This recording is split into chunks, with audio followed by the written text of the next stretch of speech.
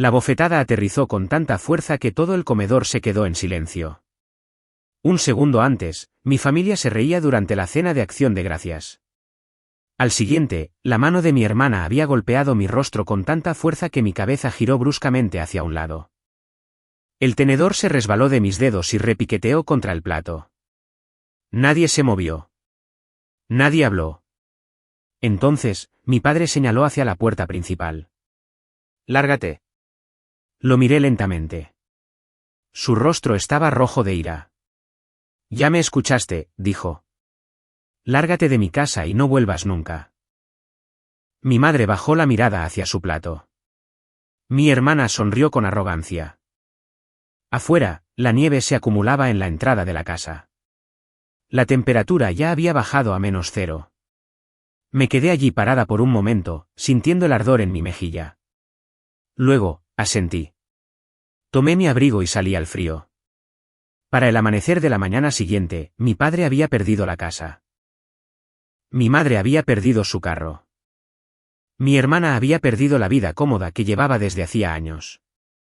Y, por primera vez en casi 2 décadas, mi familia estaba a punto de descubrir una verdad que debieron haber aprendido hace mucho tiempo: todo lo que creían que les pertenecía, en realidad era mío. Mi nombre es Emilia Castañeda, y esta es la historia de cómo mi familia me echó a la calle en la noche de Acción de Gracias, y por qué despertaron a la mañana siguiente sin absolutamente nada. Durante la mayor parte de mi vida, fui la hija invisible. Probablemente conozcas el tipo, cada familia parece tener una. La hija que resuelve los problemas, la que paga las cuentas, la que se sacrifica en silencio. Y de alguna manera, esa hija suele ser la menos valorada. Esa era yo. Mi hermana mayor, Raquel, era lo opuesto.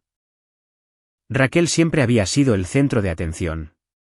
Al crecer, ella nunca hacía nada mal. Si olvidaba una responsabilidad, alguien la arreglaba por ella. Si tomaba una mala decisión, alguien la rescataba. Si lastimaba a alguien, las excusas aparecían por arte de magia. Mis padres la llamaban espontánea. Todos los demás la llamaban mimada. Me enlisté en el ejército cuando tenía 20 años. Al principio, me uní porque quería un propósito, más tarde, me quedé porque descubrí que era buena en ello. A lo largo de 18 años, fui desplegada en el extranjero, me perdí días festivos, dormí en casas de campaña, trabajé durante tormentas y pasé cumpleaños en bases militares a miles de kilómetros de casa. Escalé rangos, un ascenso a la vez. Nada se me entregó gratis. Todo me lo gané. Mientras tanto, Raquel iba a la deriva de un trabajo a otro. Renunciaba cuando el trabajo se ponía difícil. Pedía dinero prestado que nunca pagaba. Trataba la responsabilidad como si fuera una sugerencia molesta. Sin embargo, de alguna manera, seguía siendo la favorita. Durante años, me dije a mí misma que no importaba. Tenía mi carrera. Tenía mi dignidad. Tenía mi propia vida. Pero hubo una cosa que nunca dejé de hacer: cuidar de mi familia. Cuando mis padres casi pierden su hogar después de que mi padre hiciera una desastrosa inversión hace 15 años, yo intervine. Nunca le dije a nadie fuera de la familia exactamente qué fue lo que pasó. Los vecinos asumieron que mis padres se habían recuperado financieramente. La verdad era mucho más simple: yo compré la casa. Cada documento llevaba mi nombre. Cada pago de la hipoteca salía de mi cuenta. Cada recibo del predial, cada pago del seguro, cada reparación, el techo, la calefacción, la plomería, todo corría por mi cuenta. Pero nunca hice un gran anuncio. No quería gratitud. Solo quería que mis padres estuvieran a salvo. Eventualmente, también compré 2 vehículos, una camioneta para mi padre y un carro para mi madre. Las facturas estaban a mi nombre. Las pólizas de seguro estaban a mi nombre. Los planes de mantenimiento estaban a mi nombre. De nuevo, nunca lo mencioné. Simplemente les entregué las llaves: úsenlos el tiempo que los necesiten.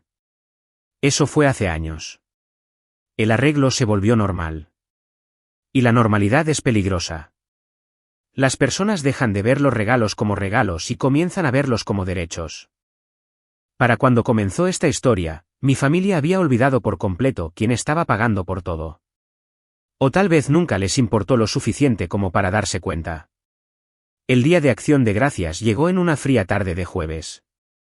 Había manejado 3 horas desde la base militar de Santa Gertrudis después de finalmente conseguir unos días de permiso. La casa se veía hermosa. Luces amarillas y cálidas brillaban a través de las ventanas. El olor a pavó flotaba en el aire. Por un momento, parada en el porche, me permití sentir esperanza. Tal vez este año sería diferente. Tal vez podríamos disfrutar de una festividad en paz. Debí haberlo sabido. La cena comenzó con bastante normalidad. El fútbol americano sonaba discretamente desde la televisión de la sala. La mesa estaba llena de comida.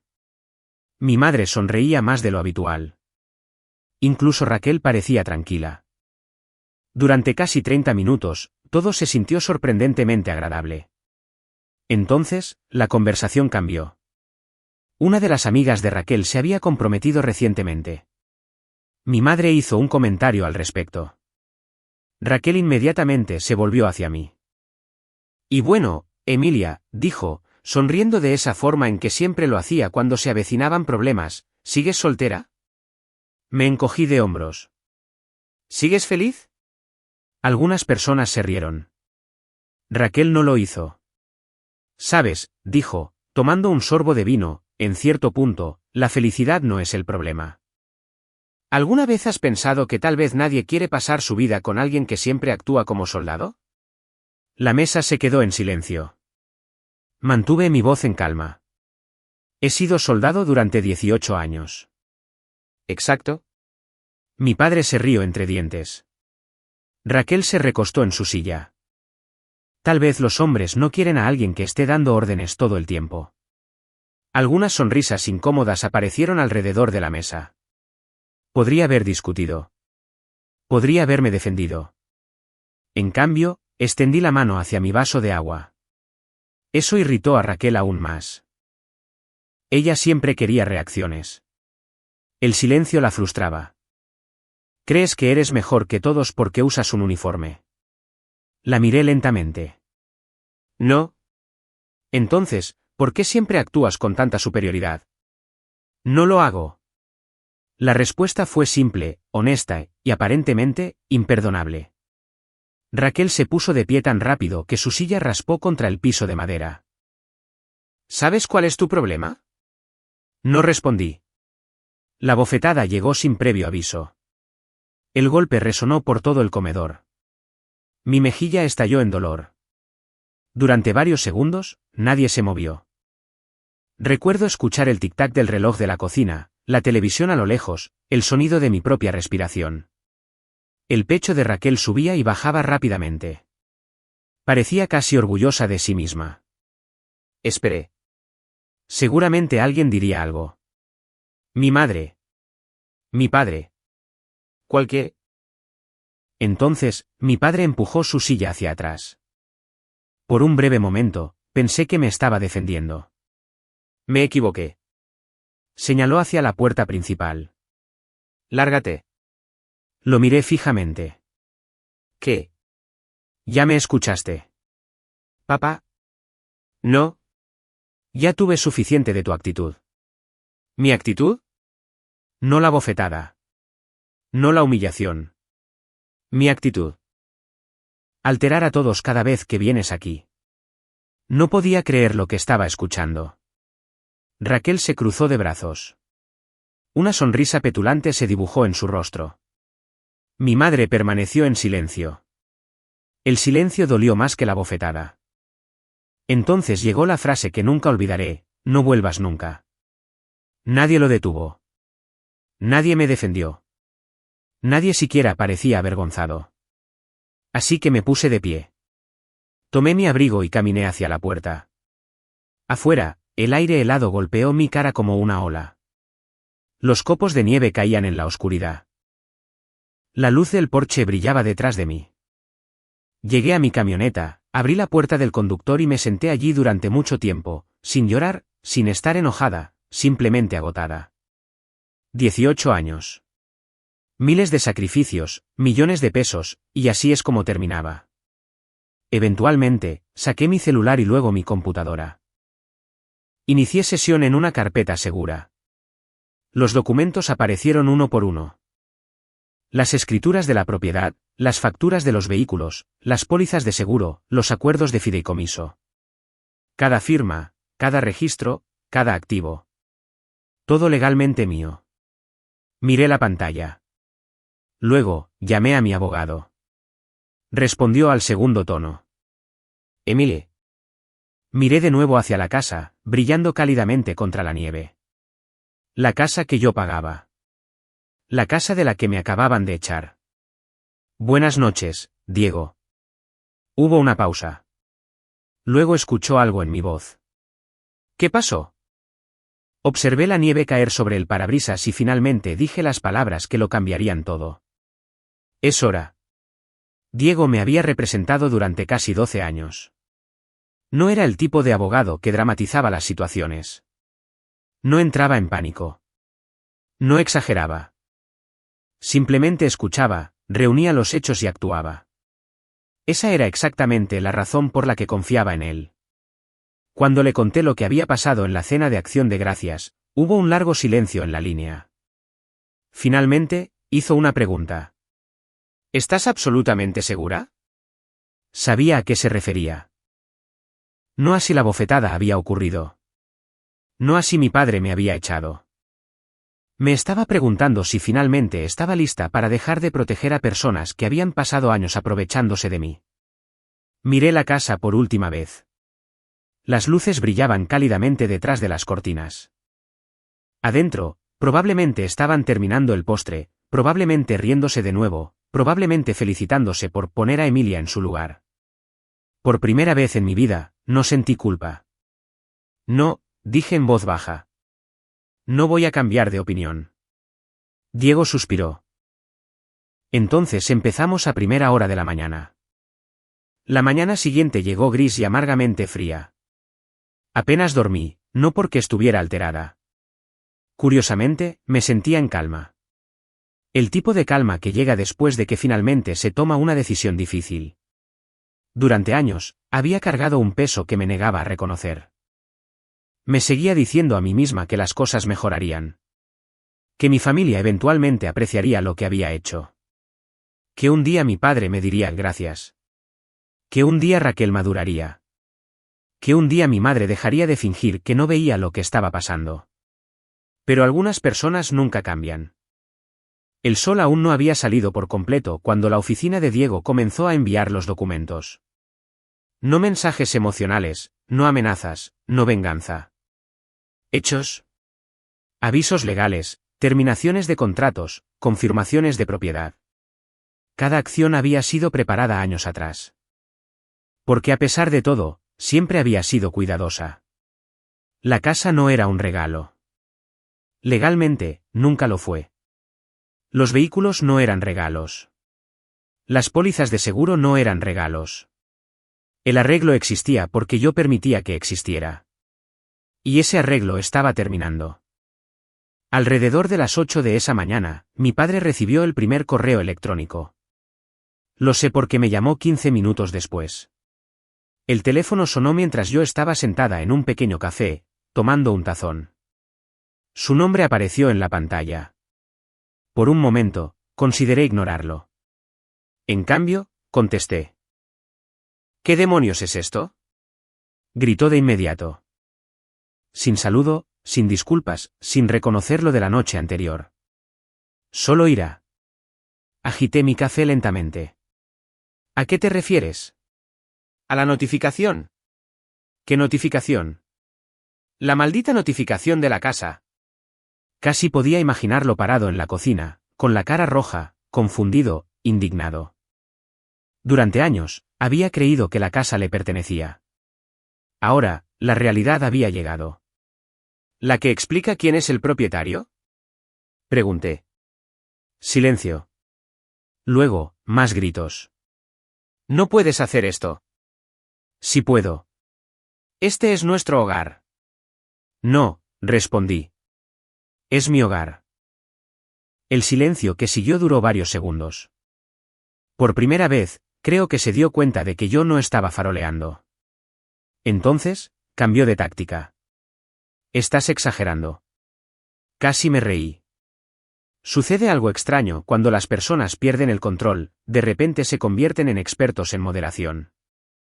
Cometen la ofensa y luego te dicen que tu respuesta es demasiado extrema. ¿Lo estoy? Pregunté. Fue solo una discusión. No fue solo una discusión. Ya sabes a qué me refiero. No, dije. La verdad es que no.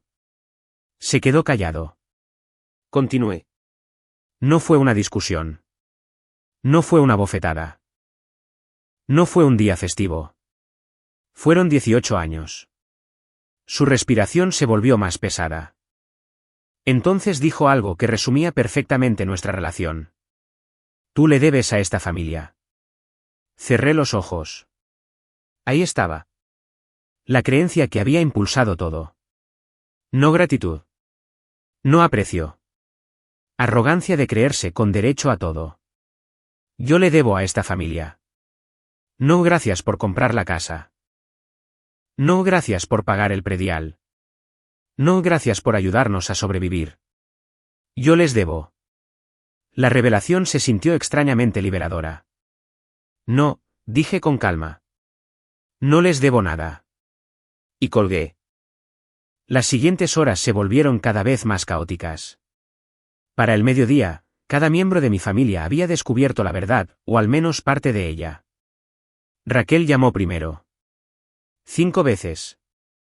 Ignoré cada llamada. Luego llegaron los mensajes de texto. ¿Qué está pasando?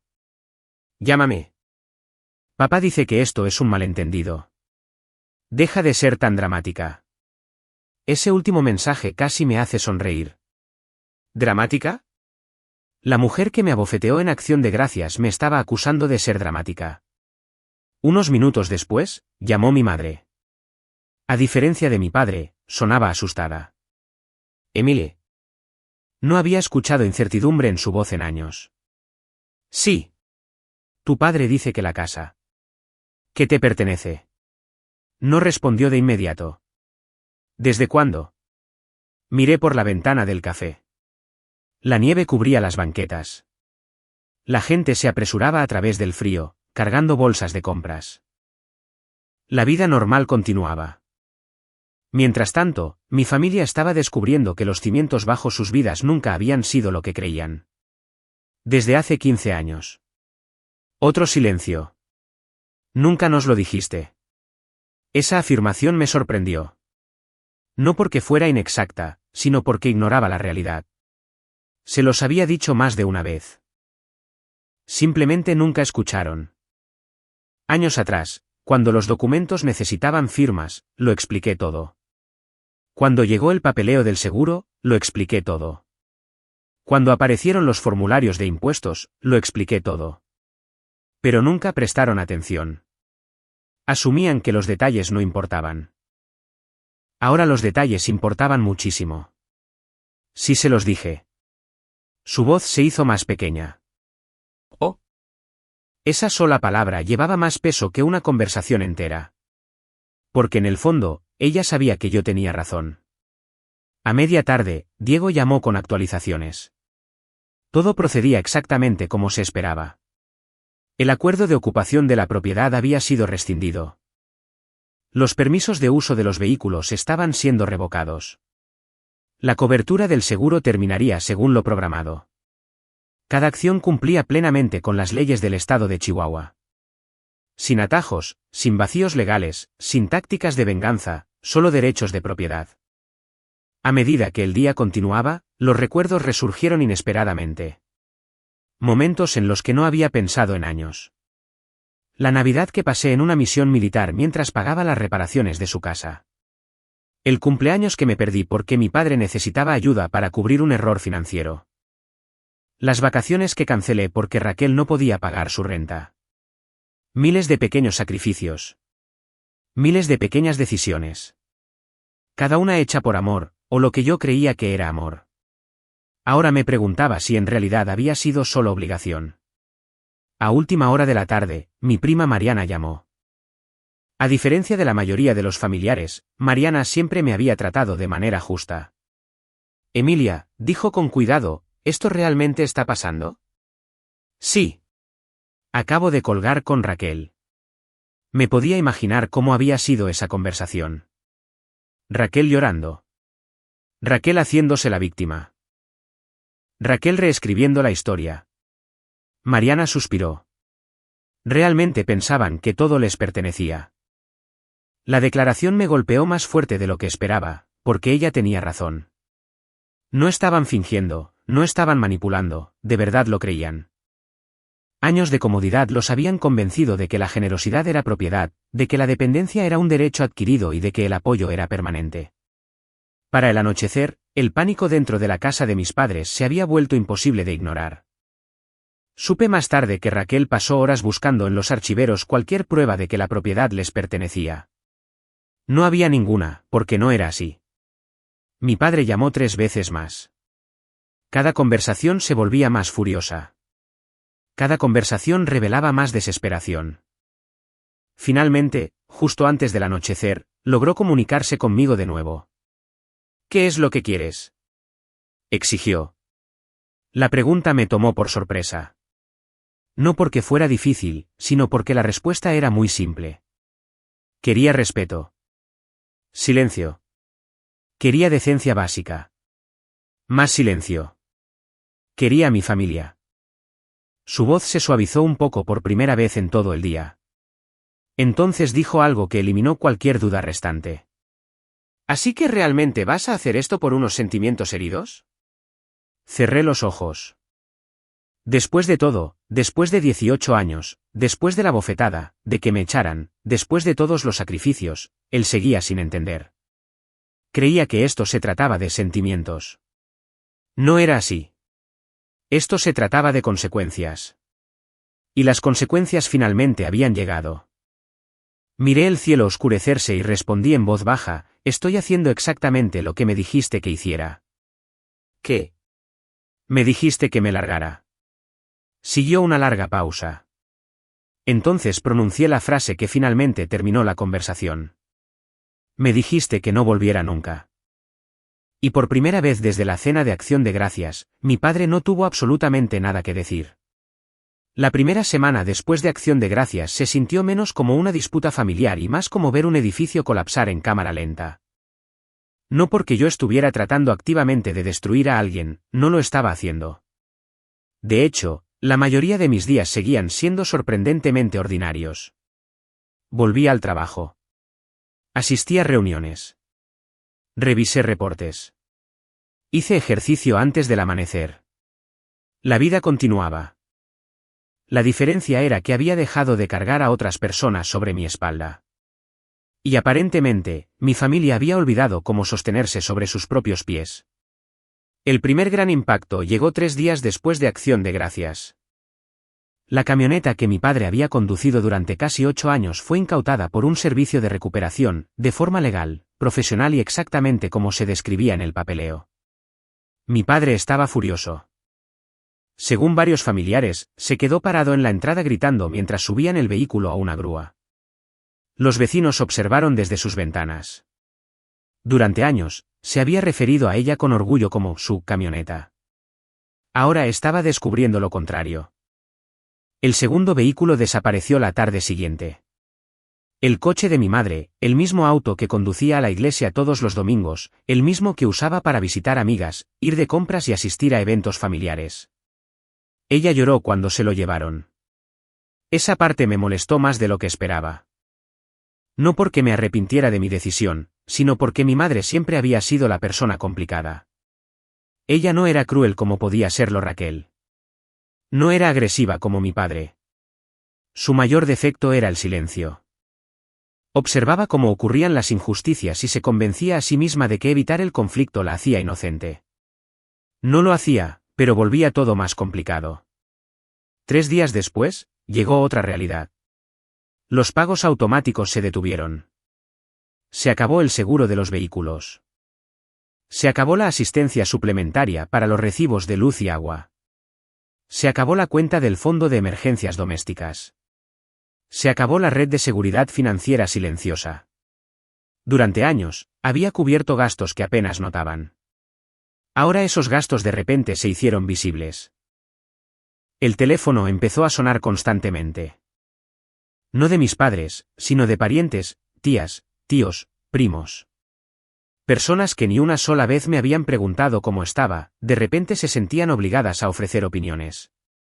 La mayoría de las conversaciones seguían el mismo patrón. Tal vez ya dejaste claro tu punto. O, son familia. O mi favorita personal, solo tienes un padre.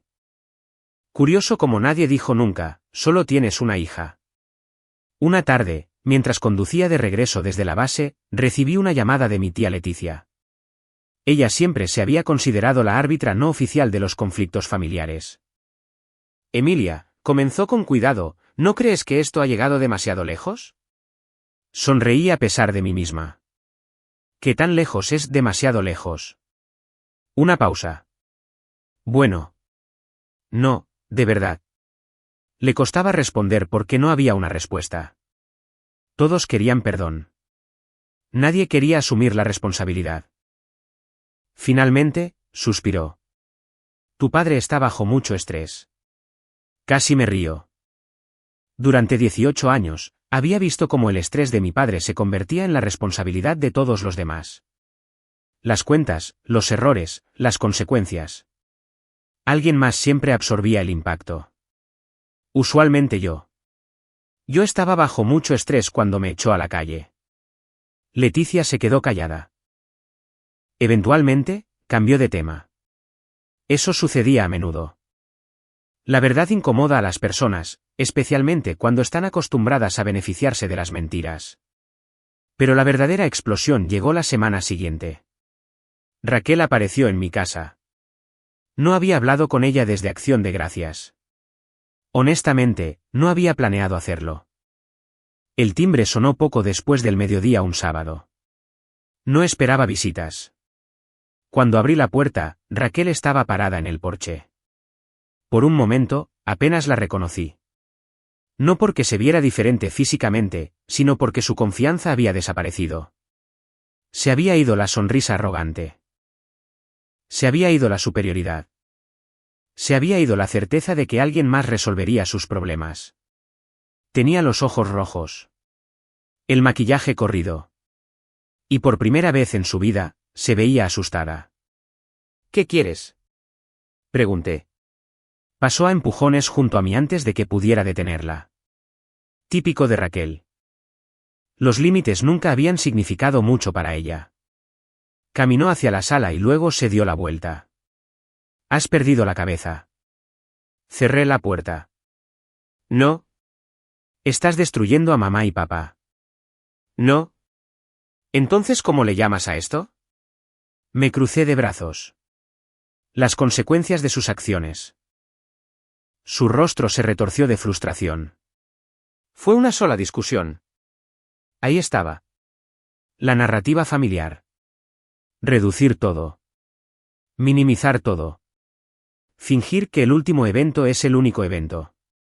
No fue una sola discusión, Raquel. Fue una sola discusión. Mi voz se mantuvo calmada. Los años en el ejército me habían enseñado algo importante, la persona más tranquila suele controlar la habitación. Raquel odiaba eso. Te dieron una bofetada, lanzó las manos al aire. ¿Y qué? Me quedé mirándola. Se dio cuenta de lo que había dicho solo después de que las palabras salieron de su boca. Pero ya era demasiado tarde. ¿Y qué? No lo siento. No me equivoqué. ¿Y qué? Años de sentirse con derechos resumidos en 2 palabras. Asentí lentamente. Gracias. Su frente se arrugó. ¿Por qué? Por finalmente ser honesta. Raquel parecía confundida. Continué. Porque ese es exactamente el problema. ¿Crees que lastimar a la gente no importa? Abrió la boca, luego la cerró. Por una vez, no tenía una respuesta. El silencio se prolongó entre nosotras. Entonces sucedió algo inesperado. Un recuerdo resurgió, uno en el que no había pensado en años, mi cumpleaños número 18. Había recibido los documentos de aceptación para el entrenamiento militar. Recuerdo estar sentada en la mesa de la cocina, emocionada y aterrorizada. Mi padre apenas lo miró. Raquel se acababa de meter en problemas otra vez. Toda la noche giró en torno a ella. No a mí. A ella. Luego otro recuerdo. Mi primera misión. Nadie fue a despedirme al aeropuerto. Raquel necesitaba ayuda para mudarse de departamento, y mis padres eligieron eso en su lugar. Luego otro, y otro, y otro. Miles de momentos. No lo suficientemente dramáticos como para contar historias individuales, pero juntos formaban un patrón. Toda una vida de ser el segundo lugar. Raquel interrumpió mis pensamientos. Estás siendo cruel. Eso casi me hace reír. ¿Cruel? La mujer que me abofeteó. La familia que me echó. Las personas que pasaron años beneficiándose de mis sacrificios. Ahora yo era cruel. No, Raquel, la miré directamente a los ojos. Por primera vez en mi vida, simplemente me estoy deteniendo. Me miró fijamente. ¿Qué significa eso? Significa que he terminado de rescatar a personas que no me rescatarían a mí. Durante varios segundos, ninguna de las dos habló. Entonces, su expresión cambió. El miedo reemplazó a la ira. Miedo real. Ese tipo de miedo que aparece cuando alguien se da cuenta de que la red de seguridad ha desaparecido. No puedo pagar esto. Ahí estaba. La verdad. No culpa, no arrepentimiento. Dinero. Esperé. Eventualmente, continuó. Me cerraste la cuenta del departamento. Parpadeé. ¿Qué hay con eso? Se puso pálida. La cuenta de emergencias. Casi me había olvidado de ella. Años antes, había creado un fondo separado para emergencias familiares, facturas médicas, reparaciones inesperadas, asistencia temporal. Durante años, Raquel la había tratado silenciosamente como su cuenta de respaldo personal. Diego había bloqueado el acceso después de Acción de Gracias. De forma legal, apropiada e inmediata. ¿La cerraste? Sí. Se sentó pesadamente, como si sus piernas de repente no pudieran sostener su peso. Por primera vez, vi pánico genuino. No una actuación, no manipulación. Pánico. Porque Raquel finalmente se enfrentaba a la vida adulta.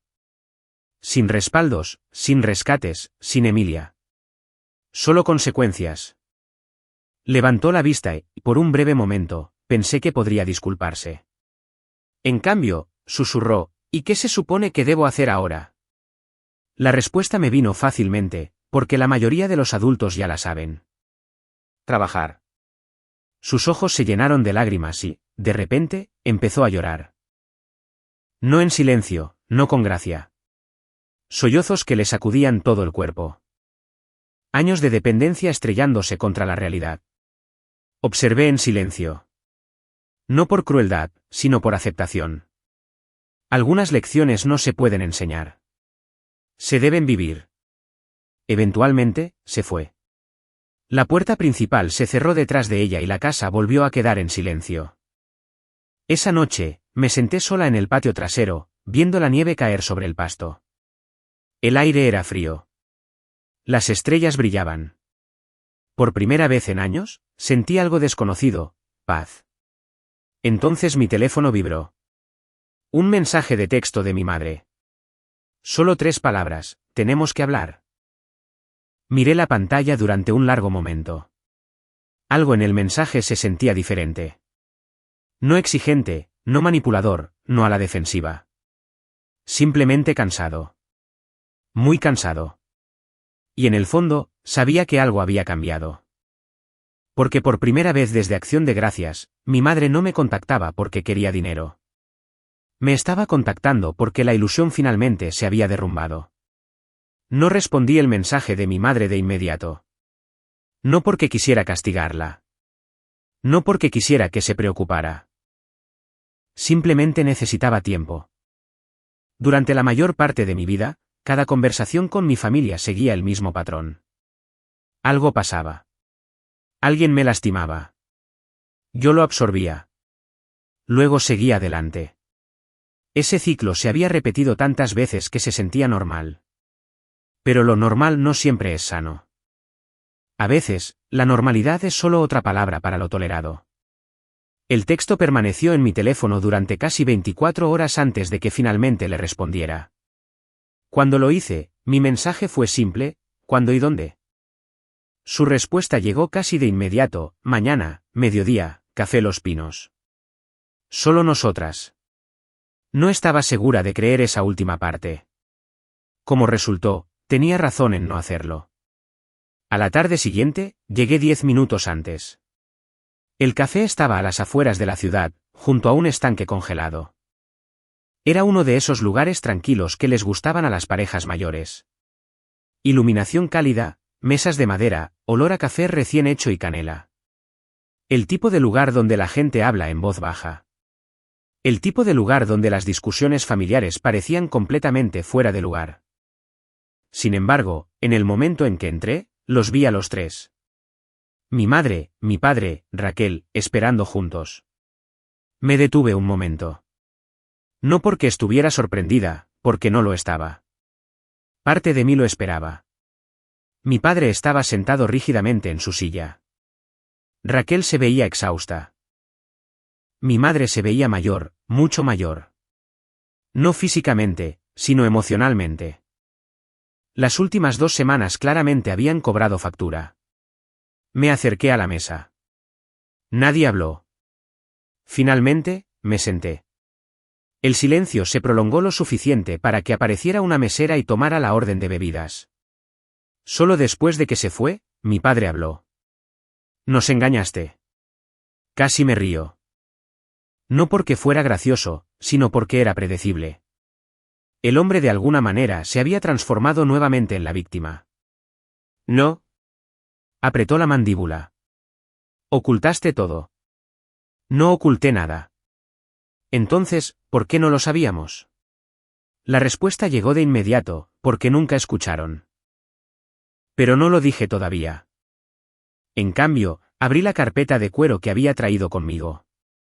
Una gruesa pila de documentos descansaba dentro. El papel tiene un efecto extraño en las personas. Las opiniones se pueden debatir, los hechos son más difíciles de discutir. Deslicé el primer documento sobre la mesa. La escritura de la propiedad.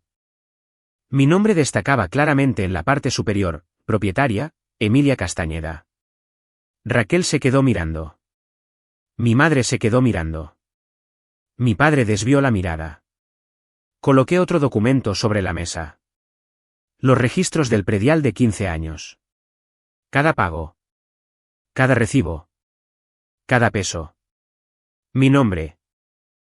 Luego otro: registros de seguros. Luego otro: historial de la hipoteca. Luego otro: facturas de reparaciones. La pila se hizo más grande. El silencio se volvió más pesado. Eventualmente, mi madre tomó una de las páginas. Sus manos temblaban ligeramente. ¿Estos son todos tuyos? Sí. Pasó otra página, y otra, y otra. Sus ojos se abrieron como platos porque, por primera vez, no estaba escuchando estimaciones o suposiciones. Estaba viendo números. Números reales. Reemplazo del techo: 374,000 pesos. Reemplazo de la calefacción: 153,000 pesos. Reparación de los cimientos: 272,000 pesos. Predial año tras año tras año. Miles, decenas de miles, cientos de miles de pesos. Mi padre se removió incómodo. Raquel parecía atónita. Y de repente entendí algo: en realidad, nunca quisieron saber. Saber habría requerido gratitud. Saber habría requerido responsabilidad. Era más fácil no preguntar, más fácil no pensar de dónde venía todo. Mi madre finalmente levantó la vista. Emilie. La palabra apenas escapó de sus labios. Continué antes de que alguien más pudiera hablar. ¿Saben cuál es la peor parte? Nadie respondió. El dinero no me molesta. Eso los sorprendió. Pude verlo. Raquel parpadeó. Mi padre frunció el ceño. Mi madre se quedó mirando. Me recargué en mi silla. El dinero nunca fue el punto. La mesera llegó con el café. Nadie lo tocó. Continué. La peor parte es que a ninguno de ustedes le importó lo suficiente como para preguntar. Las palabras cayeron sobre la mesa, pesadas e ineludibles. Durante años, me había escondido detrás de la disciplina militar. Trabajar más duro. Mantener la calma. Seguir adelante. Pero ahora, ya no había lugar donde esconderse. Miré a Raquel. ¿Sabes cuántos cumpleaños pasé en el extranjero? Ella bajó la mirada. Miré a mi madre. ¿Sabes cuántos días festivos me perdí? Lágrimas aparecieron en sus ojos. Luego miré a mi padre. ¿Sabes cuántas veces envié dinero a casa en lugar de gastarlo en mí misma? Permaneció en silencio. El silencio lo respondía todo. No lo sabían porque nunca preguntaron. Los hombros de mi madre empezaron a temblar. Ligeramente al principio, luego más fuerte. Las lágrimas rodaron por sus mejillas. La imagen me sorprendió. Mi madre rara vez lloraba. No en público. No frente a la gente. Nunca. No lo sabía, su voz se quebró. Durante años, había imaginado escuchar esas palabras. Pensé que se sentirían satisfactorias. En cambio, se sintieron tristes. Profundamente tristes. Porque estaba diciendo la verdad. Genuinamente no lo sabía. No porque la información estuviera oculta, sino porque ella nunca miró. Y ahora estaba viendo casi 20 años de realidad, todo de golpe. El peso parecía casi insoportable. Raquel miraba el papeleo. Entonces algo captó su atención. Un conjunto específico de documentos. Los recogió lentamente. Su rostro palideció. No. Ya sabía lo que había encontrado, los pagos de la colegiatura de la universidad. Cada semestre, cada año, cada transferencia. Mi nombre. No el de mis padres. ¿El mío? Hojeó las páginas frenéticamente y encontró otro archivo. El depósito de su primer departamento. Mi nombre. Otra liquidación de deuda de tarjeta de crédito. Mi nombre. Otros gastos médicos de emergencia. Mi nombre. El color desapareció de su rostro. Se veía genuinamente conmocionada. Por primera vez en su vida, Raquel se enfrentaba a la verdad. Gran parte de la estabilidad que había dado por sentada, provenía de mí. No de nuestros padres. No de la suerte. De mí. Yo pensé que mamá y papá pagaban esto, su voz sonó pequeña, casi infantil. La miré a los ojos. No podían. La revelación la golpeó duro. Pude verlo. Años de suposiciones colapsando. Años de historias reescritas en segundos. Por primera vez, Raquel no estaba enojada, estaba avergonzada. El sentimiento le parecía desconocido. Mi madre se limpió los ojos. Raquel miraba la mesa y luego, todos miraron a mi padre. Porque solo quedaba una persona que no había hablado con honestidad. Estaba sentado inmóvil, con la mandíbula apretada y los hombros tensos. El orgullo lo envolvía como una armadura. Finalmente, habló, y de alguna manera se las arregló para empeorarlo todo. Aún así, no debiste haber hecho esto. Las palabras cayeron con un sonido sordo. Mi madre cerró los ojos. Raquel se veía horrorizada. Incluso la mesera pareció sentirse incómoda al pasar cerca. Lo miré. Después de todo, después de la evidencia, después de la verdad, después de las lágrimas. Esa fue su respuesta. No un lo siento. No un gracias. No un me equivoqué. Aún así, no debiste haber hecho esto. Por un momento, casi sentí pena por él. Porque, de repente, entendí algo. Mi padre no se negaba a disculparse porque me odiara. Se negaba porque disculparse destruiría la imagen que había construido de sí mismo. Si admitía que estaba equivocado, tendría que enfrentar décadas de errores. Y algunas personas prefieren perderlo todo antes que enfrentarse a sí mismas. Se puso de pie bruscamente. La silla raspó contra el suelo. Me voy. Nadie lo detuvo, ni siquiera mi madre. Caminó hacia la salida y luego desapareció por la puerta. La campana que estaba arriba sonó suavemente, y así como así, se había ido. Las tres nos quedamos allí sentadas en silencio. Finalmente, Raquel habló. La confianza había desaparecido. La arrogancia había desaparecido. Todo se había ido. No lo sabía, una lágrima rodó por su mejilla y luego otra. Lo siento. Las palabras flotaron en el aire. Simples, tardías, pero reales. Le creí. No porque mereciera un perdón instantáneo, sino porque por primera vez sonaba honesta.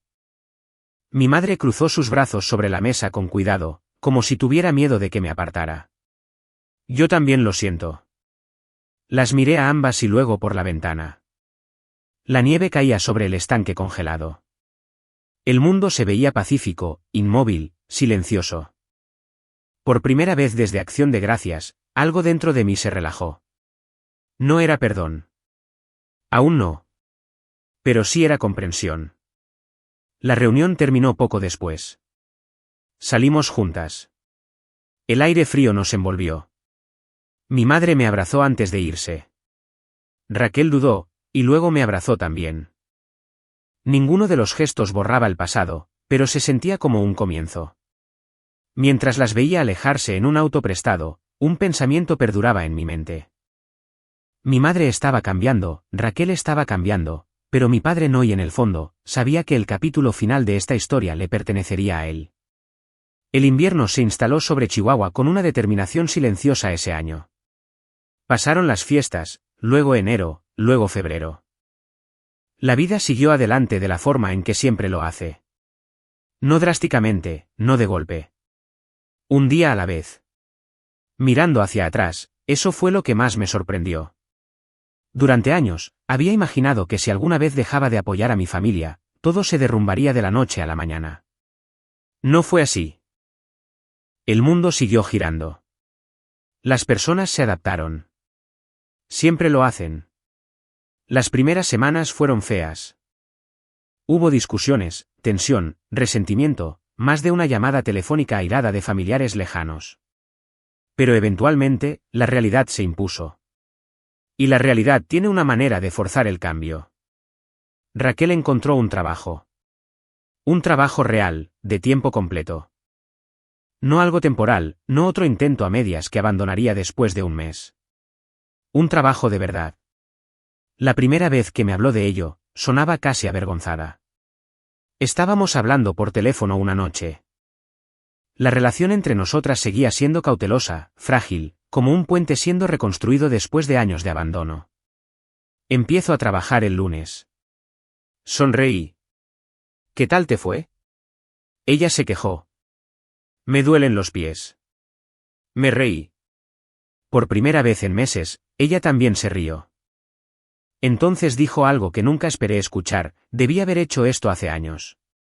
La honestidad me tomó por sorpresa, porque tenía razón. Debió haberlo hecho. Pero las personas crecen a ritmos diferentes. Algunas lecciones llegan tarde. Lo que importa es si llegan o no. Mi madre también cambió. En muchos sentidos, su transformación fue aún más significativa.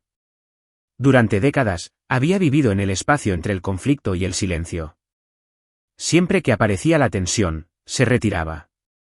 Siempre que alguien se portaba mal, miraba hacia otro lado. No porque fuera cruel, sino porque tenía miedo. Miedo a las discusiones, miedo a molestar a la gente, miedo a confrontar verdades difíciles. Pero la edad tiene una forma de despojar las ilusiones. Una vez que vio todo con claridad, no pudo dejar de verlo. Empezó a llamar con regularidad.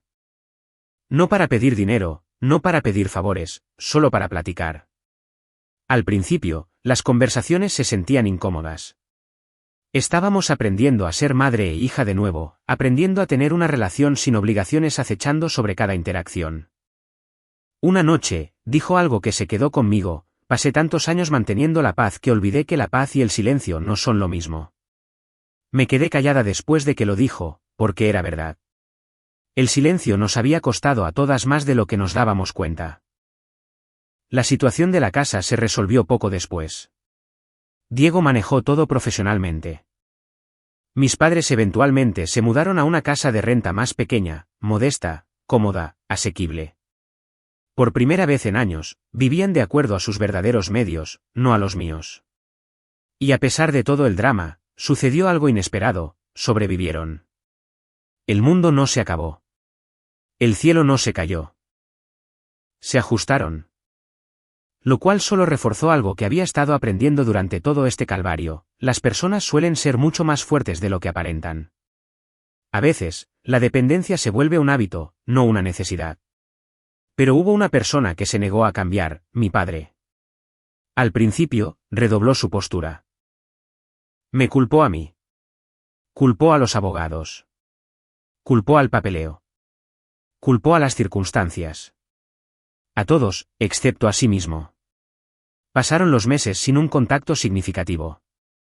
Ocasionalmente, escuchaba noticias de él a través de familiares. Estaba enojado.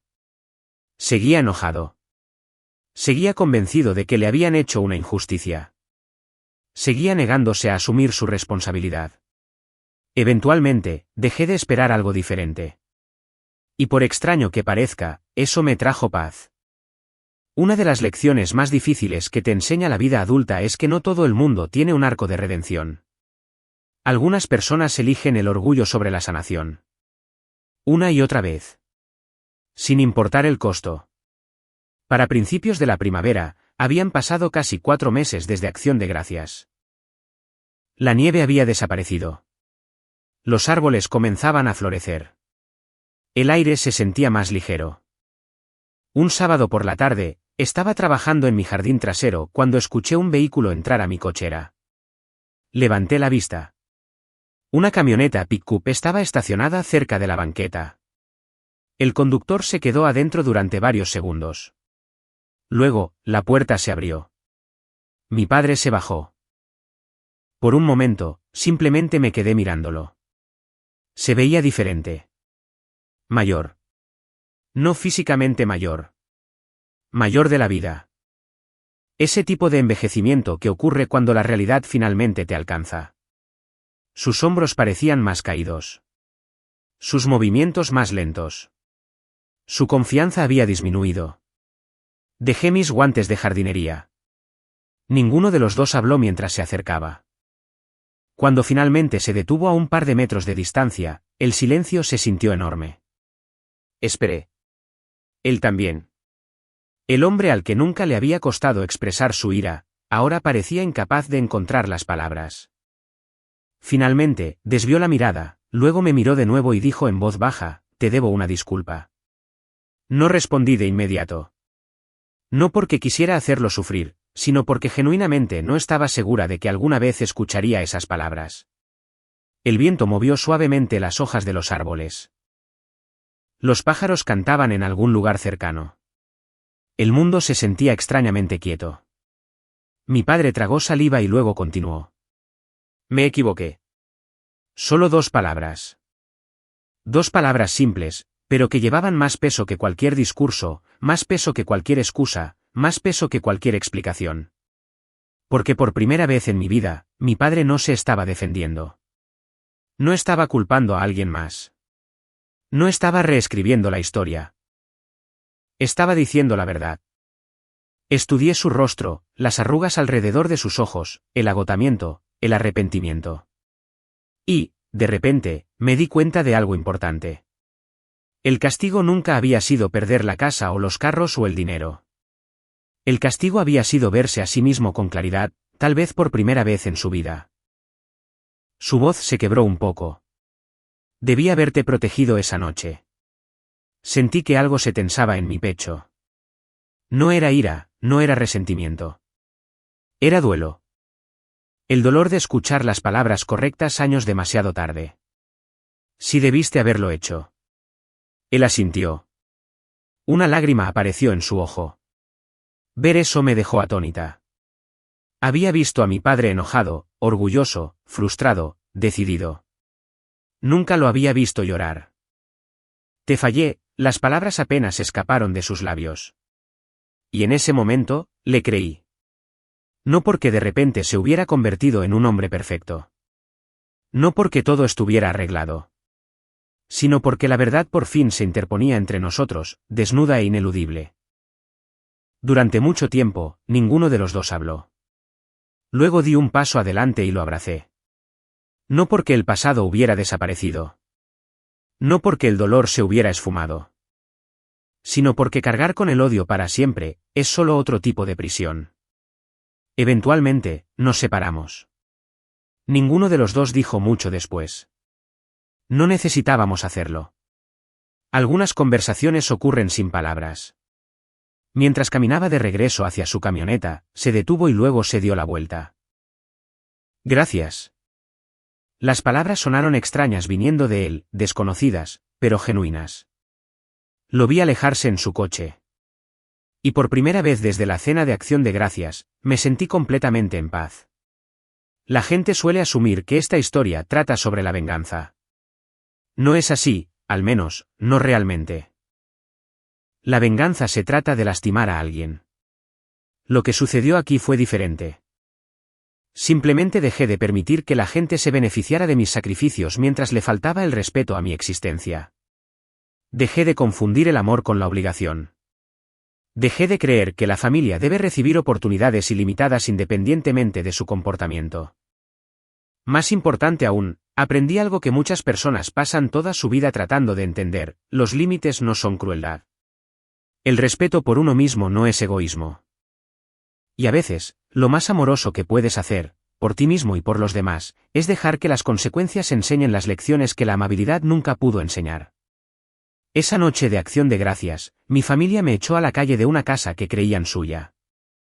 Al amanecer, estaban descubriendo la verdad. Yo no tomé nada que les perteneciera. Simplemente recuperé lo que era mío.